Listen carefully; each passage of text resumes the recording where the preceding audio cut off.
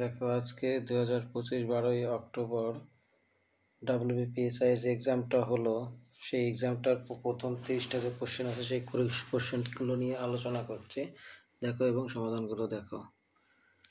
দেখো প্রথম প্রশ্নটা আছে ABC এবং তিনজনের মধ্যে এত টাকা এত অনুপাতে ভাগ করতে আছে, সি এর অনুপাত কত? ডাইরেক্ট দেখে নাও। এর মধ্যে সি এর অনুপাত 7, তাহলে টোটাল আছে কত? দেখো 3, 5 এবং কত আছে 7, এদের মোট কত হয় 7, 5 আর 3 8, 15। 15-এর মধ্যে সি এর আছে কত 7, আর টোটাল কত আছে 9, 9, 1, 5। ঠিক আছে, তো 15 দিয়ে এটা কাটলে কত হচ্ছে 6, 6 আর 1। এবার 7 দিয়ে এইটা গুণ করলে কত হয় 4, 6, 2, 7। ঠিক আছে, পরেরটা দেখো, খুব গুরুত্বপূর্ণ একটা চেয়ে প্রশ্ন। এটা দেখো, এটা কী করে এই প্রশ্নবোধক চিহ্নের এখানে কি হবে।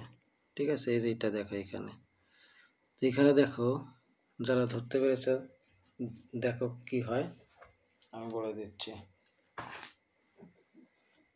দেখো এখানে প্রথমে তুমি এখানে যদি এই 5 আর 6 গুণ করো, 5 6 কত 30, 3 10 কে কত 30, দেখতে পাচ্ছ সমান সমান।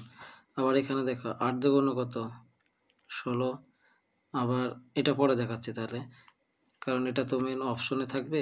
ঠিক আছে, এটা পরে দেখাচ্ছি, লাস্টে গুরুত্ব দেখাবো। 3 15 কত 45, 45, 5 নং কত 45। তার মানে কি বুঝতে পারলে যে শেষের দুটো গুণফল আর প্রথমের দুটোর গুণফল আর শেষের দুটোর গুণফল কি হবে সমান হবে। এই দেখো এটাও তাই, 4 6 24 আর 3 8 24। তো এখানেও সেম একইভাবে 8 দুগুণে কত 16, তাহলে এই 4-এর সাথে আর কত গুণ করলে এখানে 16 হবে, 4 গুণ করলে, তাহলে অপশন নাম্বার বি। ঠিক আছে, একদম সিম্পল ছিল অপশন নাম্বার, তাহলে কোনটা হবে বি 4। তারপর একটা দেখো, কোনো সংখ্যার 48% যদি 1248 হয় তাহলে সংখ্যাটি কত? একদম সিম্পল, ধরো সংখ্যাটি এক্স, এর কত পার্সেন্ট 48%, 48% মানে কত 48/100। ঠিক আছে, আর এটার সমান কত হবে 1248। তাহলে এক্স এর মান কত দেখো, এক্স এই পাশে যেটা যেভাবে আছে ওই পাশে কি উল্টে যাবে। আগে 1248 দিচ্ছি, উপরের 48 নিচে চলে আসবে আর নিচের 100 উপরে এখানে চলে আসবে। এবার কাটাকাটি করো, দেখো 48 দিয়ে তোমার কত, 48 দিয়ে ডাইরেক্ট এই 1248-এ যায় চলো 26 বার। ঠিক আছে, আর 26 দিয়ে এই 100 গুণ করলে কত হয় 2600।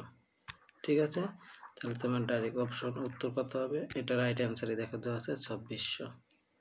পরেরটা দেখো কি বলেছে, নিচের কোন নদীটি বঙ্গোপসাগরে মিলিত হয়নি। দেখ এইগুলো সবগুলো কিন্তু বঙ্গোপসাগরের সাথে মিলিত অবস্থায় আছে, কৃষ্ণ মহানদী, কৃষ্ণা, গোদাবরী। কিন্তু দেখো এই নর্মদা, ঠিক আছে, এটা কিন্তু বঙ্গোপসাগরের সাথে মিলিত হয়নি।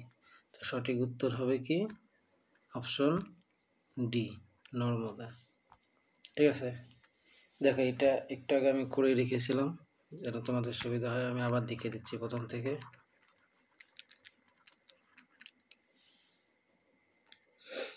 দেখো এগুলো তো সব এর মানে তুমি ডাইরেক্ট গুণ বসিয়ে দিতে পারো। ঠিক আছে, ডাইরেক্ট গুণ বসিয়ে দাও।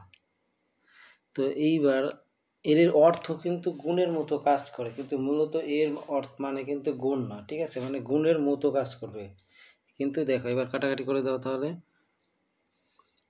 5 দিয়ে এটাকে কাটলে হয় কত 133, আর 7 দিয়ে যদি এই 133-কে কাটা হয় তাহলে কত হয় 19, আর কাকে যাচ্ছে হ্যাঁ 3 তিরিখে 9, আর 3 দুগুণে কত 6, তাহলে এই যে 8 দুগুণে 16 আর 16 সাথে 19 গুণ করলে কত হয় 304।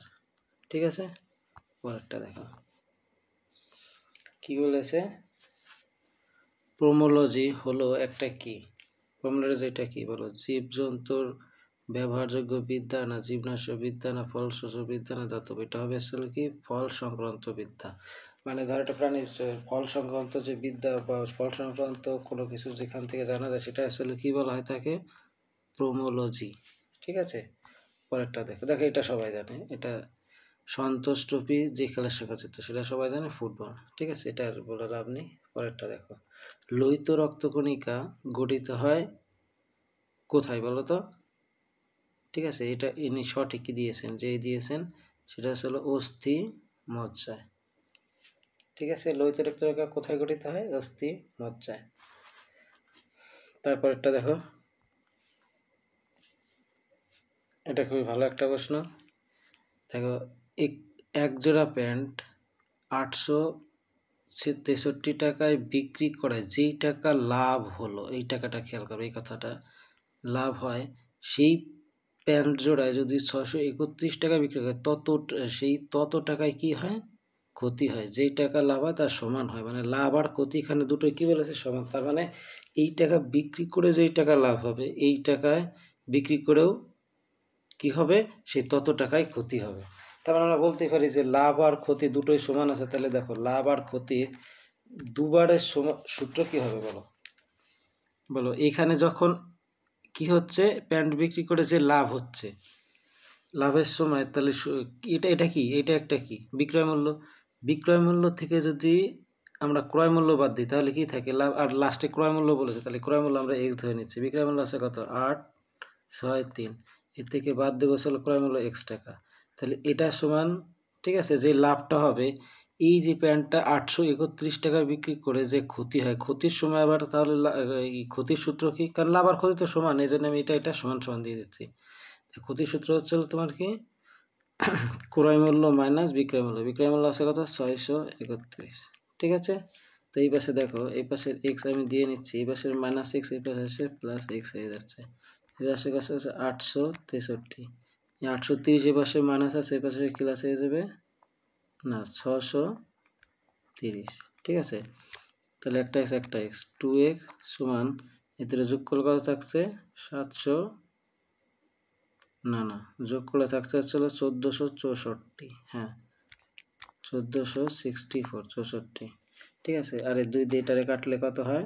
না তোমার 732। তার মানে এক্স এর মান কত দাঁড়াচ্ছে? 732।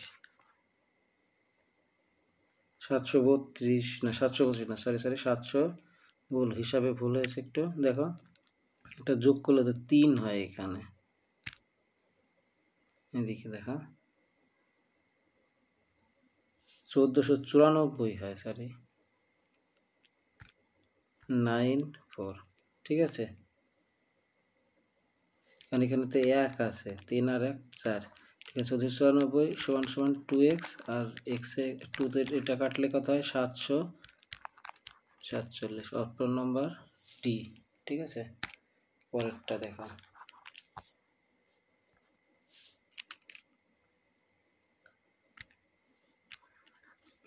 এটা কাটাচ্ছে কেন? এটা উনি যে প্রশ্নটা করেছে সে ভুল করেছে, এটা সঠিক উত্তর হবে আসলে বিশাখাপত্তনম। ঠিক আছে, প্রশ্নটা পড়েছে, নিচের কোনটি ভারতের একটি গভীর জলের সকল আবহাওয়ার উপযোগী সুন্দরবন? সেটা হবে কি? বিশাখাপত্তনম। এইটা একটু ভুল আছে। ঠিক আছে, পরেরটা দেখো, কারণ বিশাখাপত্তনমটা কিন্তু ভারতের মানে যে পূর্ব উপকূলের দিকে আছে, সেটা কিন্তু গভীর জলের একটা বন্দর। ঠিক আছে, বিশাখাপত্তনমটা, তাই এটাই সঠিক উত্তর হবে। পরেরটা দেখো,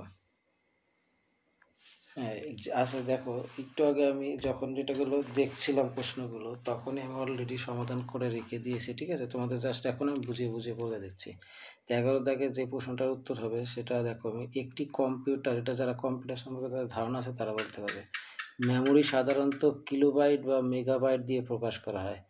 এক এক বাইট তৈরি হয় কি করে? এই বাইট, যে বাইটটা আছে, এই বাইটটা তৈরি হয় কি করে? ঠিক আছে, এটা আসলে 1 বাইট তৈরি হয় কত দিয়ে? না 8 বাইনারি ডিজিট সংখ্যা দ্বারা। কি দিয়ে? 8 বাইনারি ডিজিট সংখ্যা। ঠিক আছে, বা ডিজিট দ্বারা। এটা দেখো, একটি পরিবারের গ্রুপ ফটো তোলার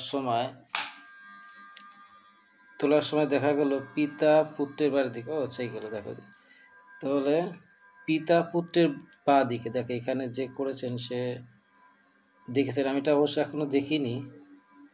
দেখো কি বলেছে? পিতা পুত্রের বা দিকে। ঠিক আছে, এই দেখো এখানে, হ্যাঁ ঠিকই দিয়েছে। এই দেখো, ফাদার সনের কি দিকে? বা দিকে আছে। সনের এই যে বা দিকে আছে কে? ফাদার আছে।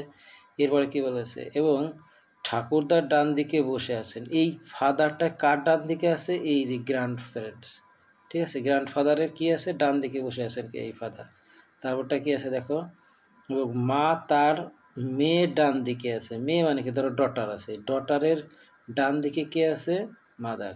এবং একটা কথা আছে, এটা এখানে বসলো, তারপরটা দেখো, এবং ঠাকুরদার বা দিকে আছে। দেখো এই গ্র্যান্ড প্যারেন্টের বা দিকে আছে কে? এই মাদার। ঠিক আছে, তার মানে একদম কথা লেভেল অনুযায়ী ঠিক বসে গেলো। এবার বলছে মাঝখানে কে আছে, তাহলে মাঝখানে কে আসে? এই পাশে দুজন, এই পাশে দুজন, ঠিক আছে, ঠাকুরদা। বুঝেছো? রাইট অ্যান্সার ঠাকুরদা। পরেরটা দেখো, এটা খুব ভালো একটা প্রশ্ন। দেখো কি বলেছে এখানে, অথর্স আর লার্নেড পিপুল। ঠিক আছে, অথর্স আর লার্নেড পিপুল এর মানে কি? এর অর্থ হচ্ছিল লেখকরা শিক্ষিত মানুষ। ঠিক আছে, লেখকরা হয় কি? শিক্ষিত মানুষ। লার্নেড মানে শিক্ষিত, পিপুল লেখকরা হয় শিক্ষিত মানুষ। আর সাম ডক্টরস আর অথর, কিছু ডাক্তাররা হয় আবার কি? লেখক। ঠিক আছে, কিছু ডাক্তাররা আবার কি হয়? লেখকও হয়। এইবার বলো, বলতে হবে না, তারা উপসংহারটাকে পড়িয়ে দিচ্ছে। সাম ডক্টরস আর লার্নেড পিপুল মানে কি? কিছু ডক্টর হয় শিক্ষিত মানুষ, আবার সাম লার্নেড পিপুল হয় ডক্টর, কিছু শিক্ষিত ব্যক্তি হয় কি? ডাক্তার। তো দেখো তো, আমি যদি এই গ্রাফ সেট করে দেখাই, এই যেখানে হয়তো ইনি করে নিয়েছিল, ঠিক আছে, যেখানে হয়তো করেছে, দেখো তো প্রথম শর্তটা দেখো, লেখকরা হয়, এই যেটা অথর হয় লার্নেড পিপুল। ঠিক আছে, এই যে অথর, উনি এখানে দেখো দিয়েছে অথর, তা আমি এখানে আবার দেখে দিচ্ছি, অথর হয় কি? লার্নেড পিপুল। এই দেখো, এই যে লার্নেড পিপুল, তারা সে হচ্ছে অথর। ঠিক আছে, লেখকরা শিক্ষিত মানুষ। এই যে লার্নেড পিপুল মানে লেখকরা, এই যে অথর, এই লেখকরা, এই যে লেখকরা শিক্ষিত মানুষ। এরপরে কি বলেছে? কিছু ডাক্তার আবার লেখক। ঠিক আছে, এখানকার যে কিছু ডক্টর আছে তারা আবার কি? লেখক। এই এটা সেভাবে সঙ্গে, তাহলে এটা কে থাকবে? ডক্টরের সঙ্গে। এইবার বলো, এখানে বলেছে সাম ডক্টর আর লার্নেড পিপুল, মানে কিছু ডাক্তার হয় শিক্ষিত মানুষ। দেখো তো, কিছু ডাক্তার অবশ্যই তো এই যে শিক্ষিত মানুষ, এই লার্নেড পিপুল। হ্যাঁ, ঠিক আছে।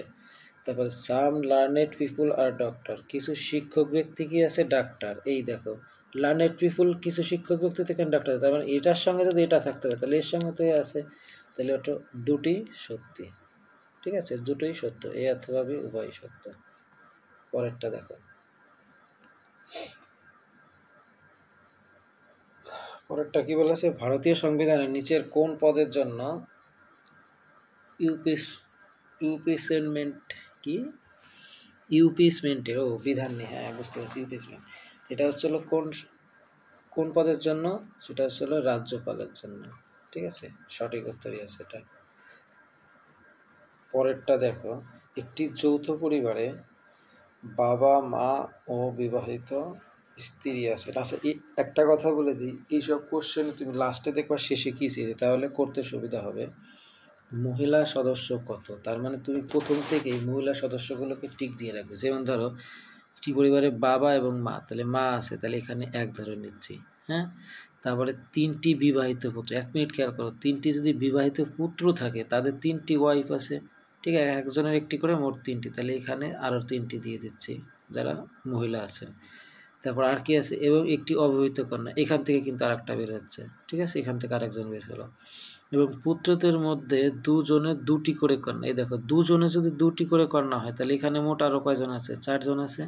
এবং একজনের পুত্র সন্তান আর নেই, তাই মানে ওই পরিবারের মহিলা সদস্য কত? দেখো, এখানে 4 আর 3 7, 7 আর 1 8, 8 আর 1 9, তাহলে অপশন কত হবে? বি দেখ। ঠিক আছে, তাহলে লাস্টের অপশনটা খেয়াল করবে যে শেষে কি চেয়েছে। পরেরটা দেখো, এটা একটা ম্যাথ, সিম্পল ম্যাথ। এটা বলেছে কি? যোগকে গুণ বলেছে।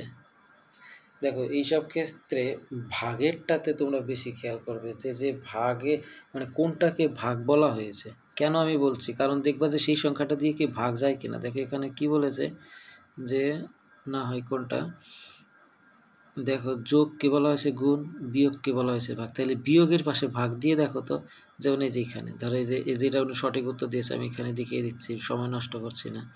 এখানে যদি একটা ভাগ দিয়ে দাও, আর কি বলেছে দেখো, চিহ্ন প্লাস হয় গুণ, তাহলে এখানে কি করে দাও? গুণ করে দাও।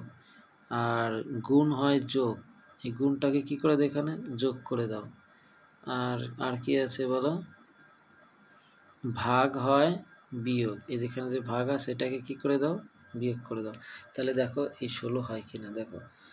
তাহলে আমি আগে করছি, দেখো 5 বরং কত, 5 বরং ও না, তার আগে কথা আছে, আগে তো ভাগের কাজ করতে হয়। তাহলে 12 দিচ্ছি, তারপরে আছে কি এটা গুণ ছিল না, হ্যাঁ 12 গুণ, উপরে আছে কত 5, নিচে আছে কত 4, ঠিক আছে। তারপরে এখানে আছে কি গুণ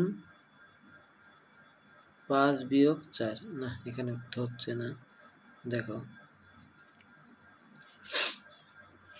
নোটে করছি আবার প্রথম থেকে দেখো, এই নিতে করেছিলেন দেখো, কিন্তু এটা হয়নি, হয়তোবা উনি দিয়ে দিয়েছেন এটা 16 যেভাবেই হোক। তো দেখো এটাকে যদি তুমি সমাধান করো না, তাহলে তুমি দেখবে যে এই 16 এটার সাথে শুধুমাত্র মিশছে, ঠিক আছে, অন্য কোনোটার সাথে হচ্ছে না।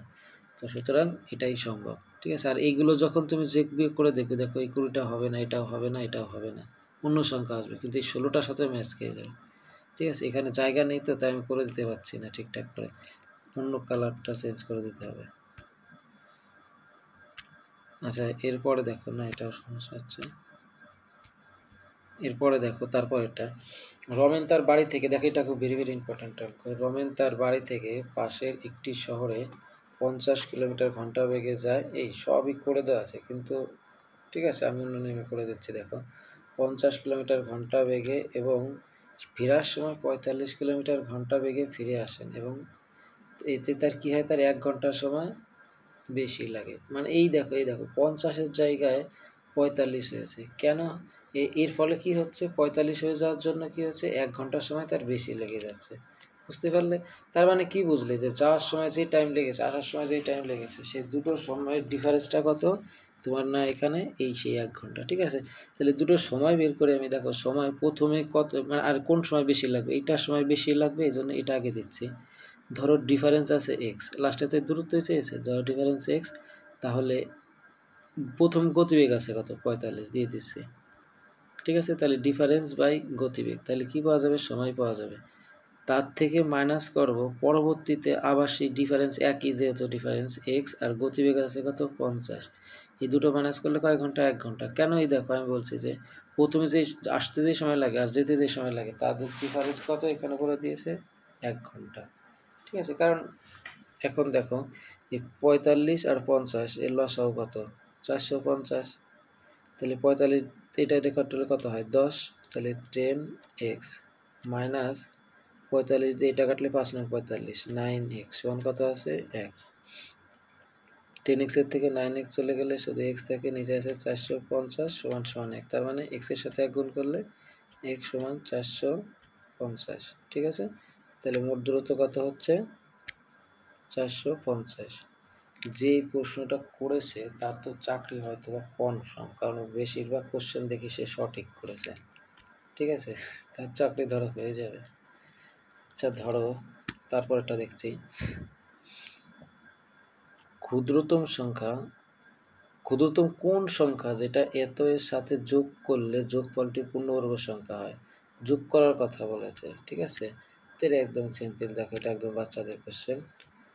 তো এইটা দেখো 3300 এর নিকটতম বলেছে নাকি, না নিকটতম বলেনি। আচ্ছা এর তাহলে এক কাজ করো, এটাকে অনেক পদ্ধতি করা যায়। তুমি যদি এটাকে ডাইরেক্ট করো, রুট করে নাও বা রুট স্কোয়ার করে নাও, আর তুমি এক কাজ করো নিয়ারেস্ট একটা সংখ্যা ধরো তুমি যদি 60 নাও, 60-এর স্কোয়ার করলে কত হয় 6 6 36, 3600, তার মানে দেখো এটা নিয়ারেস্ট কাছাকাছি চলে গেছে কিন্তু। এবং এর আগের কোন সংখ্যা আছে যেটা এর কাছের সংখ্যা হবে, আর নাহলে ডাইরেক্ট তুমি করতে পারো, ঠিক আছে। এটা অনেক পদ্ধতিতে করা যায়, ডাইরেক্ট করলে একটু বড় হয়, এই জন্য ভেবেছিলাম যে শর্টকাটে করে দেবো। দেখো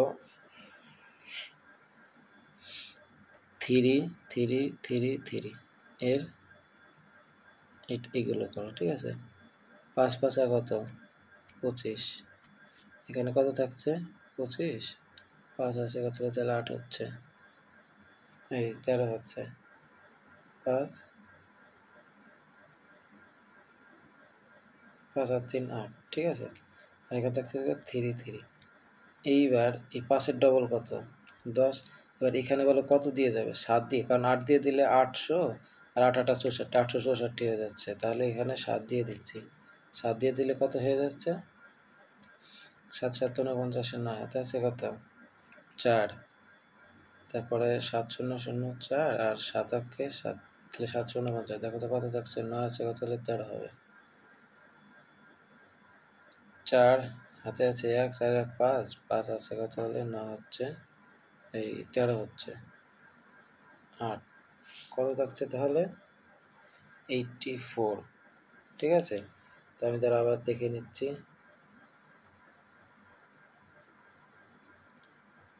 হ্যাঁ 84।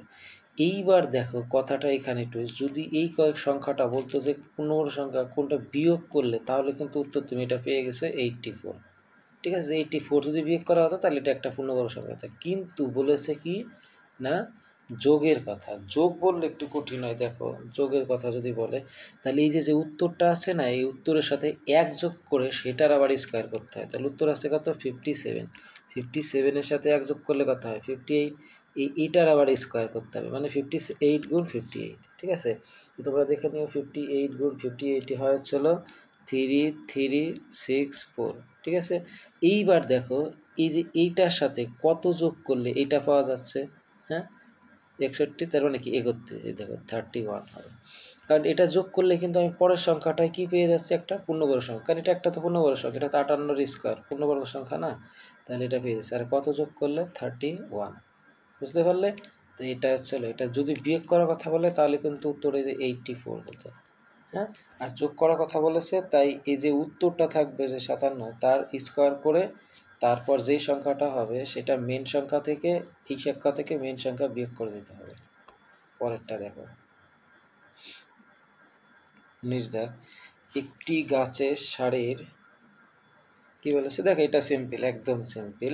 একটি গাছের সারির বাঁ দিক থেকে সপ্তমে, ধরো বাঁ দিক থেকে কততে আছে, এটা 7 নম্বরে, এবং ডান দিক থেকে চতুর্থ 10, মানে 14 নম্বরে। ধরো এই 7 নম্বরের এই ব্যক্তিটাই ডান দিক থেকে আছে কত 14 নম্বরে। ঠিক আছে, তাহলে দেখো এই পাশে আছে কতজন, 13 জন, হ্যাঁ। আর এই পাশে যদি তুমি 7 জনই ধরো, কারণ এই নাম্বারটা এখান থেকে তো এই যে 14 জনের এখান থেকে আমি একজন বাদ দিয়ে দিলাম, তাহলে 7 জন আর হচ্ছে 13 জন, মোট কথা হবে 20 জন, উত্তর হবে 20 জন। ঠিক আছে, অনেকে আবার কি করে, যেমন দেখো যিনি করেছে যে এই পাশ থেকে এটা 7 নম্বর ধরেছে আর এই পাশ থেকে এটা 14 নম্বর ধরেছে, তাহলে 7 আর 14 21। আর যেহেতু এই যে এখানে যে 7 নম্বর যে ব্যক্তি ছিল ইনিই কিন্তু আবার 14 নম্বরটাকেও ধরা হয়েছে, এই জন্য এই দুজনকে এক দুপাশ থেকে ধরা হয়েছে, তাই এক পাশ থেকে 1 বাদ দিয়ে দিয়েছে যাতে দুপাশ থেকে হয়। ঠিক আছে, এভাবে করা যায়, যেভাবে খুশি করা।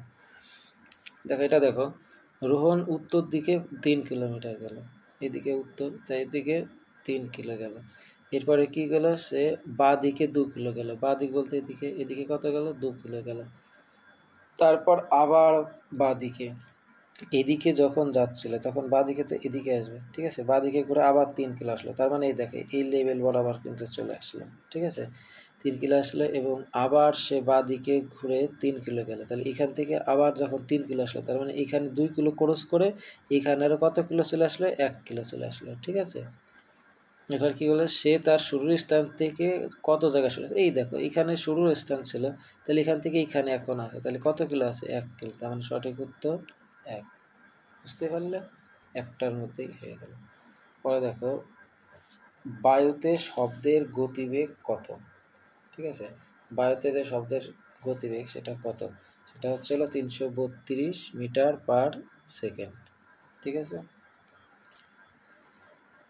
তারপরটা দেখো, পিতা ও পুত্রের গড় বয়স 22। আচ্ছা একটা জিনিস বলি, গড়ের অঙ্ক তো অনেকে জানো, গড় বয়স যদি 22 বলা হয় দুজনের, তাহলে মোট বয়স কত হবে জানো? ধরো সাপোজ দুজনের গড় বয়স, গড় বয়স কী করে নির্ণয়, গড় তো জানোই, যে ধরো একজনের বয়স হচ্ছে 4 আর একজনের বয়স হচ্ছে 6। এখন আমি যদি বলি এই দুজনের গড় বয়স কত, তাহলে তুমি কী বলবে, যোগ করে 2 দিয়ে ভাগ দেবে। 2 কোথা থেকে আসলো, এই যে ব্যক্তি কয়জন, 2 জন, তাই 3 জন থাকলে 3 দিয়ে ভাগ দিতাম, তাহলে 6 আর 4 10, 10 2 দিয়ে ভাগ করলে কত হচ্ছে 5। তার মানে দেখো গড় বয়স কত দাঁড়াচ্ছে 5।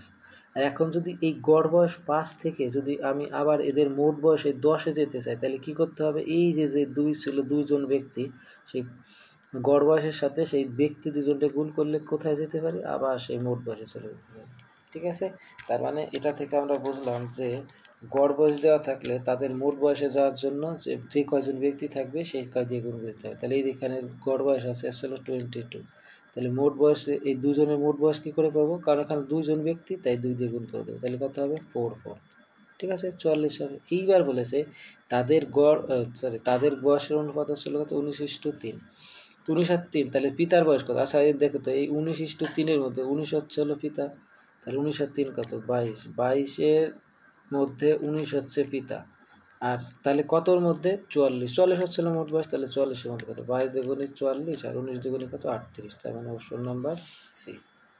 ঠিক আছে, পরেরটা দেখো, দুটি ক্রমিক সংখ্যার গুণফল 3127। ক্রমিক মানে কি জানো? পরপর, মৌলিক বলেছে, আর দুটি পরপর, ক্রমিক মানে হচ্ছিল পরপর বোঝা। এখন একটা কথা, ক্রমিক মৌলিক যদি না বলতো তাহলে বলতাম কিন্তু 1, 2, 3 এগুলোকে বলে স্বাভাবিক সংখ্যা, ঠিক আছে, পরপর স্বাভাবিক সংখ্যা হতো। কিন্তু এখানে আর একটা কথা বলেছে যে মৌলিক সংখ্যা, না কত মৌলিক সংখ্যা। এবার দেখো মৌলিক সংখ্যা এবং তাদের হবে 61। তুমি দেখো এইসব অঙ্কে অপশন টেস্ট করা 100 টাইম বেটার হয়। দেখো তুমি এক কাজ করো, যেহেতু বৃহত্তম সংখ্যাটি বলেছে মানে সব থেকে বড়, তাহলে তুমি 61ই ধরো, ঠিক আছে। তাহলে ধরো এখান থেকে সব থেকে বড় ধরো, আমি এখানে তো অপশন দেওয়া রয়েছে যে অপশন এ দেখাবে, কিন্তু আমি নিজের থেকে আগে ধরে নিচ্ছি যে ধরলাম আমি 61 অ্যান্সার হচ্ছে সব থেকে বৃহত্তম সংখ্যা। তাহলে দেখো 61 যে সংখ্যাটা আছে কোথায় গেল, বৃহত্তম সংখ্যাটি কত, তাহলে 61, হ্যাঁ এটা তো,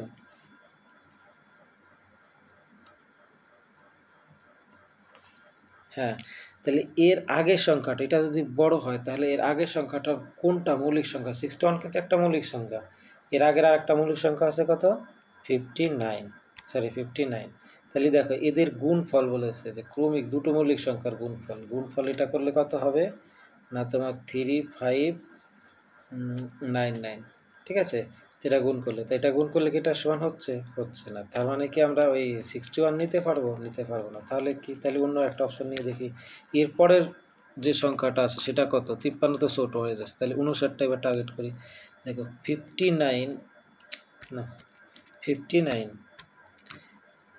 আবার বলে যাচ্ছে 59, এটার যদি বৃহত্তম সংখ্যা হয় তাহলে এর আগের কোন ক্ষুদ্রতম সংখ্যা আছে যেটা মৌলিক সংখ্যা বলো, 59-এর আগের সংখ্যা আছে হলো 53, ঠিক আছে, এই দুটো পরপর মৌলিক, 53-র পরের সংখ্যাটাই আসলে এটা, তার মানে এটাকে বলে কি পরপর মৌলিক সংখ্যা, আর এই দুটো গুণ করলে দেখো 3127 হচ্ছে, ঠিক আছে, তার মানে কি আমরা এইটাকে বৃহত্তম বলতে, আর যদি ক্ষুদ্রতমের কথা বলতো তাহলে কিন্তু 53 কথা আনসার, ঠিক আছে, তাহলে অ্যান্সার হচ্ছে কত 59, ঠিক আছে। পরেরটা দেখো, এই জন্য তোমাদের অপশন টেস্ট করতে হবে। নিচের কোনটি উষ্ণতম উপগ্রহ, ঠিক আছে, দেখো এটা আসলে অনেকে জানো বা অনেকে জানো না, শুক্র হচ্ছে উষ্ণতম উপগ্রহ। কেন জানো? উপগ্রহ বলছি গ্রহ, কারণ এই শুক্র গ্রহটা হচ্ছে সবচেয়ে মানে যত গ্রহ আছে সবার থেকে কি উষ্ণতম গ্রহ, ঠিক আছে। এর কারণটা হচ্ছে এখানে কিন্তু গ্রিন হাউসের প্রভাব ঘটে, জানো এটা সব থেকে গুরুত্বপূর্ণ, যে কোন গ্রহের গ্রিন হাউসের প্রভাব সব থেকে বেশি ঘটে, সেটা হচ্ছে কি শুক্র গ্রহে। এবং আর একটা কথা, এখানকার তাপমাত্রা কত হতে পারে জানো, এখানকার তাপমাত্রা হয়ে যায় 464 ডিগ্রি সেলসিয়াসে, কত ডিগ্রি হয়, তাহলে তুমি এটা আর একটা মনে রাখবা যে শুক্রের তাপমাত্রা কত 464 ডিগ্রি সেলসিয়াস পর্যন্ত চলে যায়, ঠিক আছে, তাহলে ভাবো যে কতটা উষ্ণ থাকে এখানে, উষ্ণতম গ্রহ, ঠিক আছে। পরেরটা দেখো, নিচের কোন নদীটি ভারতের এলাকা থেকে উৎপন্ন হয়নি, ঠিক আছে, কি দেখছো, নিচের কোন নদীটি ভারতের এলাকা থেকে উৎপন্ন হয়নি, তাহলে কোনটা হবে ব্রহ্মপুত্র। কেন বলো তো, কারণ ব্রহ্মপুত্র কিন্তু ভারতের বাইরে, এটা কোথায় বলো তো, সেটা আসলে তিব্বতের কৈলাস পর্বতমালার কাছে, তাই তো, কৈলাস পর্বতমালার কাছে ব্রহ্মপুত্রটা উৎপত্তি হয়েছে, ঠিক আছে। এবং এটি কোথায় কি নামে পরিচিত ছিল জানো, তিব্বতে, এটা তিব্বতে ব্রহ্মপুত্রকে কি নামে বলা হয়, কি ইয়ারলুং, কি বলা হয়, আর লুং বলে ডাকা হয় কাকে, এটা কোথায়, তিব্বত, ঠিক আছে, তিব্বতে এটাকে ইয়ার লুং বলে ডাকা হয়। ঠিক আছে, তারপরটা দেখো,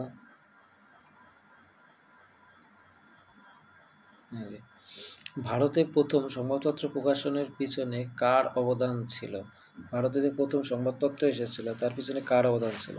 সেটা হচ্ছিল দেখো জেমস অ্যাগাস্টন হিকি। এই যে ছেলেটা এই প্রশ্নটা অ্যান্সার করেছে বা মেয়েটা, সে তো তার তো ধরো 99% চান্স হয়ে গিয়েছে আই থিঙ্ক যে তার কোয়ালিফাই হয়ে যাবে পিলিতে। ঠিক আছে, দেখো তার কারণ সবগুলো প্রশ্নে দেখছি আমি রাইট অ্যান্সার।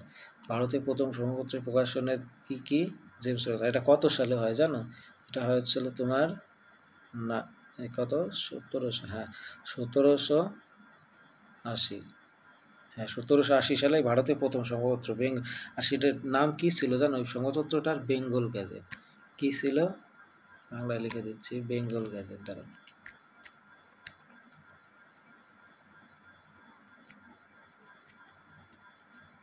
বেঙ্গল গ্যাজেট। ঠিক আছে, তাহলে আবার বলছি, ভারতের প্রথম সংবাদপত্র প্রকাশনের পিছনে কার অবদান রয়েছিল? James Augustus Hicky. এবং এটা কত সালে হয়েছিল? 1788 সালে। এবং পত্রিকাটার নাম ছিল কি? বেঙ্গল গ্যাজেট। ঠিক আছে, প্রথম সাপ্তাহিক পত্রিকা ছিল। আর এটি ছিল কোন ভাষা? আর একটা কথা, এটি ছিল কি ভাষা? ইংরেজি ভাষা। কি ভাষা? ইংরেজি। ঠিক আছে, এটা এই বেঙ্গল গ্যাজেটটা। পরে দেখো, সর্বপ্রথম কোন ভারতীয় মহিলা মিস ওয়ার্ল্ড পুরস্কার পেয়েছে? ঠিক আছে, সর্বপ্রথম কোন ভারতীয় মহিলা? এটা হচ্ছিল কি? রীতা ফারিহা। 3 নম্বর অপশন, এটাও ঠিক আছে। কত সালে এটা পেয়েছিল জানো? এটা পেয়েছিল 1966-এ। রীতা ফারিয়া কত সালে তাহলে মিস ওয়ার্ল্ড পুরস্কার পেয়েছিলেন? 1966-এ ভারতের প্রথম মিস ওয়ার্ল্ড খেতাব জিতেছিলেন। ঠিক আছে, এবং তিনি কিন্তু এশিয়ারও মহিলা যিনি খেতাব অর্জন করেছিলেন। তিনি সেটা এশিয়ার মধ্যেও ছিল প্রথম, 1966 সালে। দেখো, অপারেশন সিঁদুর শুরু হওয়ার সময় নিম্নলিখিত কোন ব্যক্তি ইউএন সেক্রেটারি জেনারেল ছিলেন? দেখো, এই অপারেশন সিঁদুরটা যে আমাদের যে কিছুদিন আগে হলো ভারত পাকিস্তানের সাথে যে যুদ্ধটা, এই 25-এ যে অপারেশন সিঁদুর হলো, এটা এই নয় যে এই 25-এই কিন্তু অপারেশন সিঁদুরটা প্রথম হলো। এটা কিন্তু একবার 1971 সালেও, ঠিক আছে, ভারত পাকিস্তানে যখন যুদ্ধ হয় সেই যুদ্ধের সময় কিন্তু এই অপারেশন সিঁদুরটা একবার হয়েছিল। ঠিক আছে, তখন একটা অপারেশনের নাম দেওয়া হয়েছিল। আর সেটা কে দিয়েছিল জানো? দেখো, অনেকে বলে যে তখন না, কে দিয়েছিল না, তখন যে ইউএন সেক্রেটারি ছিল সেটা ছিল ইউ থন্টো ছিল। ঠিক আছে, আবার অনেকে বলে যে না, এটা কি আছে ড্যাগ হেরার কোর্সেস। তাই এটাই প্রশ্নটা একটি ঘাপলা আছে। ঠিক আছে, এটা এখানে মানে একটু সমস্যা আছে যে এই সেক্রেটারি কে ছিলেন আর এটা কোন অপারেশন সিন্দুর, এটা একটু উল্লেখ করে দেওয়া হচ্ছিল। ঠিক আছে, এই জন্য এটা একটু কনফিউশনের প্রশ্ন। এও হতে পারে, ডি হতে পারে। পরেরটা দেখো, নিচের চিত্রটিতে কতগুলো আয়তক্ষেত্র আছে? তো দেখো, নিচেরটাগুলো আয়তক্ষেত্র আছে। তোমরা যদি এখন গুণে দেখো তাহলে এটাতে আর গুণ আছে, এটার আমি কি হিসাব করে দেবো? তাও দেখো একটু বলে দিচ্ছি। বড় একটা আছে, একটা, দুটো, তিনটে, ঠিক আছে, এটা একটা, চারটে, 5, 6, 7, 8, 9, 10, 11, 12, 13, ঠিক আছে, তারপরে এই একটা 14, এই বড় একটা 15, তারপরে এই যে লম্বা করে একদম পুরোটা লম্বা করে 16, আর এই একটা 17টা, আর একটা আছে দেখো কোথায় লিখে, মিনিমাম 18টা হবে। ঠিক আছে, 18টাই হবে, এর বেশি হবে না, কারণ অনেকগুলো দিয়ে দিয়েছি। পরে দেখো, নিচের বিকল্পগুলি থেকে সম্পর্কিত সংখ্যাটি নির্বাচন করুন, এটা কোনটা হবে? দেখ, এটা একটা ম্যাথের টাইপের অঙ্ক হয়ে যাচ্ছে, যে এটা যদি এইভাবে লিখে উপরে 16 থাকছে, কারণ এই অনুপাত মানে তো ভাগ। ঠিক আছে, নিচে কত আছে? 56 সমান উপরে আছে কত? 32 দিলাম, আর নিচে যাচ্ছে ধরো জানি না আমি, x ধরে নিচ্ছি। এবার কি হয় সেই বজ্রগুণন পদ্ধতিতে করো। 16x সমান 56 গুণ 32। দেখো, এই পাশে 16 যদি গুণ অবস্থা আছে, এবার আসলে কি হয়ে যাবে? একবারে নিয়ে আসছে আমি 16, তাহলে 16 দুগুণে কত 32, আর এই যে 56 দুগুণে কত 112। ঠিক আছে, তাহলে 56 দুগুণে 112, অপশন নাম্বার ডি। পরেরটা দেখো, পরেরটা কি আছে, ভারতীয় সংবিধানের কততম সংশোধন ভারতের লোকসভা ও বিধানসভায় ভোটাধিকারের বয়স 21 থেকে 25 কমিয়ে 18 বছর করেছে, না 21 থেকে কমিয়ে 18 বছর করেছে? জানো এটা কোন সংবিধানের, এবং লোকসভা বিধানসভা ভোটাধিকার থেকে যেটা কমেছে এটা কোন সংবিধানের থেকে নেওয়া হয়েছে? ঠিক আছে, এটা হচ্ছিল তোমার 61তম সংবিধান। ঠিক আছে, ভারতের সংবিধানের কোনটা, তাহলে এটা 61তম সংশোধন আইন, এবং এটা কত সালে হয়েছিল? 1988-তে। ঠিক আছে, 1988 সালে লোকসভা এবং রাজ্য যে বিধানসভা আছে সেই নির্বাচনের যে ভোটাধিকার বয়স সেটা কত 21 থেকে 18 করা হয়েছে। সেটা কত সালে মনে রাখবে, এটা কত সালে? 1988 সালে। ঠিক আছে, দেখো 32 দেখো, কোন দেশ আমেরিকাকে স্ট্যাচু অফ লিবার্টি উপহার দিয়েছিল? খুব ভালো একটা প্রশ্ন, দেখো ভালো একটা প্রশ্ন বলতে গেছে, আর এটা তো এসেইছে। তো দেখো এটা কোন দেশ ছিল জানো? হ্যাঁ, এটা ফ্রান্সই ছিল। কোন দেশ দিয়েছিল? ফ্রান্স। আর ফ্রান্স আমেরিকাকে যে উপহার দিয়েছিল এটি কত সালে দিয়েছিল? এটি দিয়েছিল 1886 সালে। ঠিক আছে, আমেরিকাকে উপসর্গ করেছিল। বুঝতে পেরেছ? পরেরটা দেখো, গঠন প্রক্রিয়া অনুযায়ী নিচের কোন শিলা আদিতম? হ্যাঁ, একদম আদি, মানে আদি অনন্ত যুগ ধরে আছে। সেটা হচ্ছে ধরো পৃথিবী ধরো সৃষ্টি থেকে ধরতে পারো তুমি, সেটা হচ্ছিল কোনটা জানো? এই আগ্নেয় শিলাটা। এর ইতিহাস কি? আগ্নেয় শিলাকে কিন্তু একদম আদিতম শিলা বলা হয়, কারণ আছে। কারণটা আসলে পৃথিবী যখন